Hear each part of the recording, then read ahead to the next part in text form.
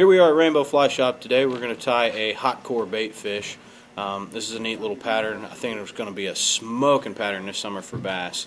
Our hook's just a short shank circle hook or J hook, something to that effect.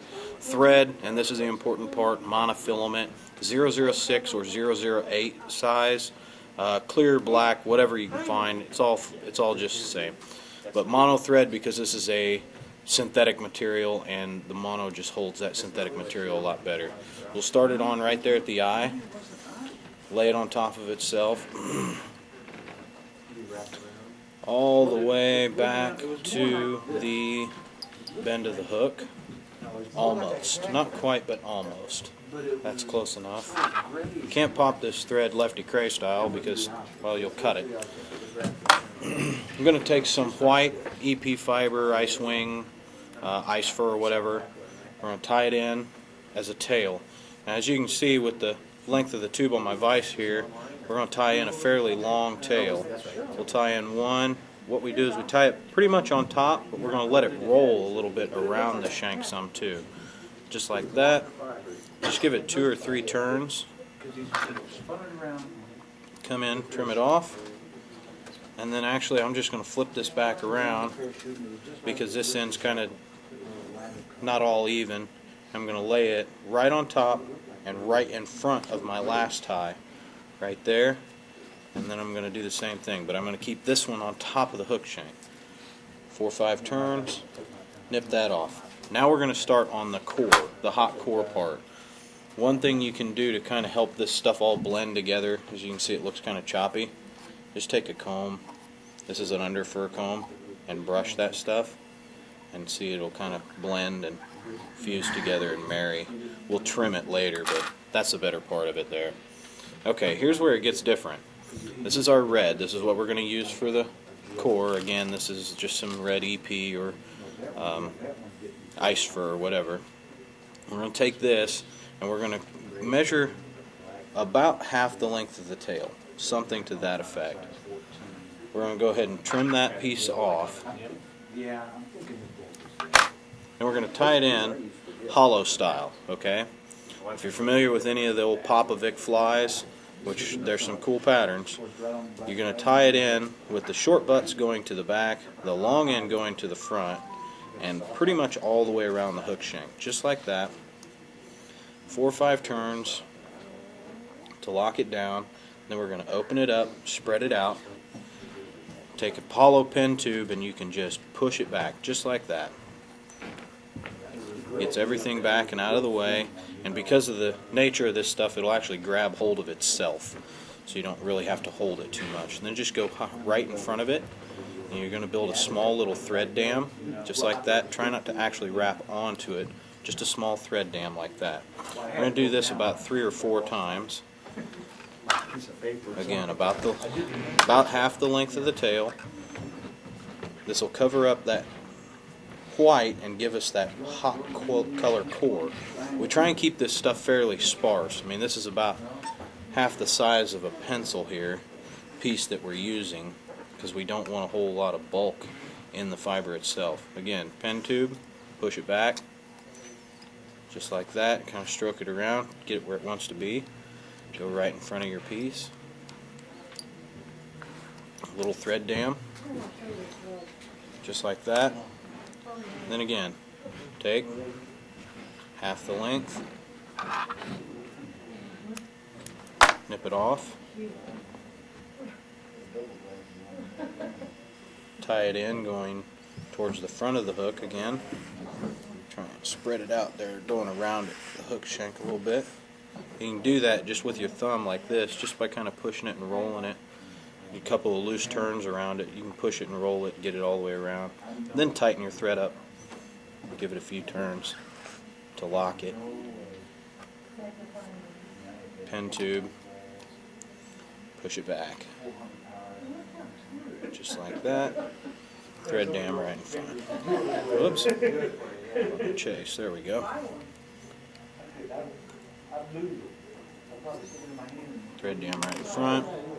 This is our last piece. It's about the right length. I'm going to turn it just a little bit, just a tiny bit too long.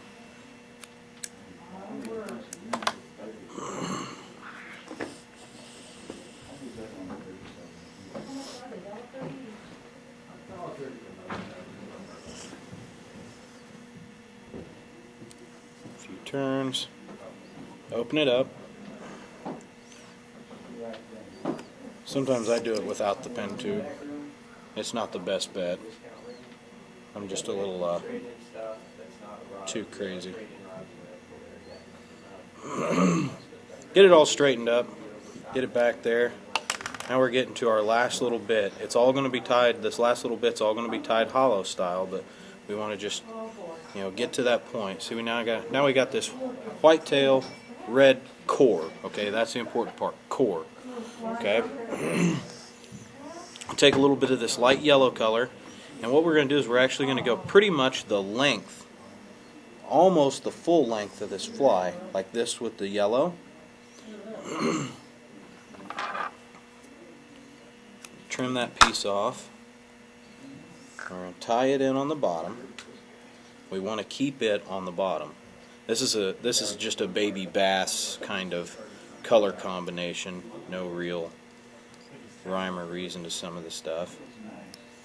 Okay. Keep that on the bottom. Do a couple of wraps just to secure it. Then we're going to take some olive for the back of our baby bass. We're going to go about, again, almost the full length of the fly, maybe a touch long, because we're going to tie it this way and then fold it back. So I use the cut end so to uneven that and make it more natural. Just a couple of little swipes of the scissors and it looks all nice and pretty again. Again, directly on top of the hook shank, because this is going to go over the top of the fly. And then I'm going to take a real thin wisp of white here. I'll thin this down a little more yet. There we go. We want this core to show through well. I'm going to take this,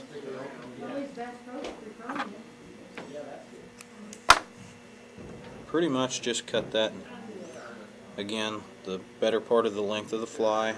Put one on either side of the hook, one on the side closest to me, going forward, one on the side closest to you, going forward. Okay, now we'll take the green, and this I don't use the pen for because there's 4 different colors, 4 different pieces. I take it all and push it back. The yellow, I'm going to try and split it and go around the hook like that. I'll push all that back. It looks kind of funky right now.